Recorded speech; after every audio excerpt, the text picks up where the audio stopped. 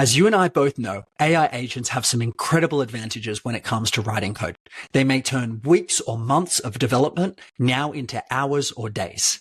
That said, it can come with its disadvantages. Security can become a big concern, and you may not know where to start and what to look for. In this video, we're going to go over 3 techniques that you can use and implement while you're building out your project so that you can make sure that you're publishing with confidence.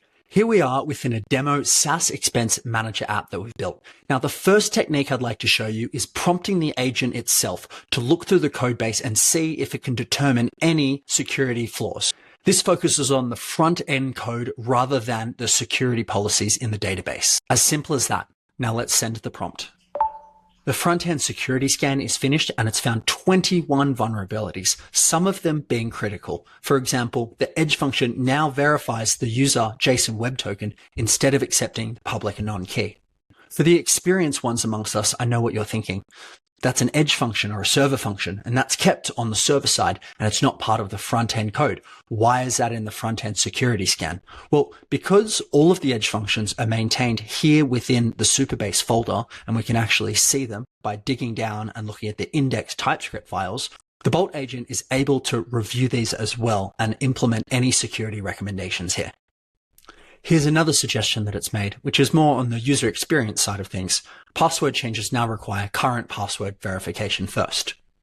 Also, we may introduce console logs along the way while debugging our code. Sometimes they may reveal sensitive data, so it's good to remove these from production code. To be extra cautious, you can prompt this security scan in plan mode first. That way you can go back and forth in a discussion with the agent as to how it can implement its fixes. Now we're on to the second and arguably the most important security scan that you can run on your app. After you hit the publish button, notice it says running security scan, and it's detected 6 security issues. This security scan specifically looks at the policies in your database, basically understanding who can look at what data and how they can interact with it. To view the policies, we can go to database, click on a table, and click view policies. This gives a basic insight as to who can act and how they can act on your data. Let's run this security scan again.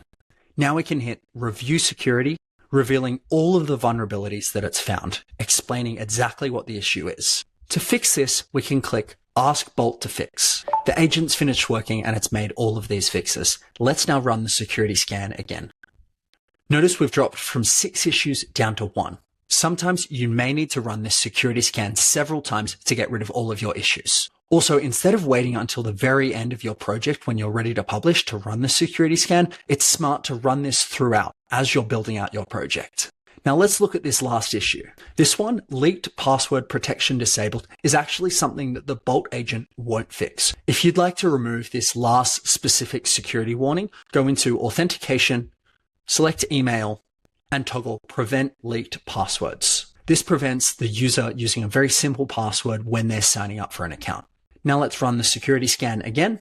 And there we go. No more security issues. The third and final thing we'll go over is understanding how to manage your secrets.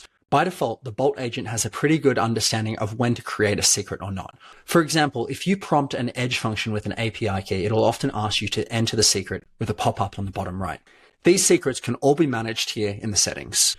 By default, you should see these 4 secrets in your project once you've initiated a database, and then every other secret after that are the ones that you've manually added. It's best practice for you to have a comprehensive understanding of the API keys that you're adding. Sometimes they can be client-facing, and they need to be. Other times they should be contained here within your secrets. For example, let's look at Mapbox. This is a great way to visualize interactive maps within your web app. This is the UI of creating an access token. The way they implement security measures is that you provide the URL that is accessing the Mapbox token. This prevents anybody else from another URL or another path to access and use your Mapbox account. These vary from service to service, so please do your research depending on which service you're implementing within your app. And there we go. In this video, we've covered 2 different ways you can implement security scans within your app, and then also we've covered how you can look over secrets and manage them appropriately. I hope you found this content useful, and as always, if there's any content that you'd like to see more of, please feel free to add that in the comments.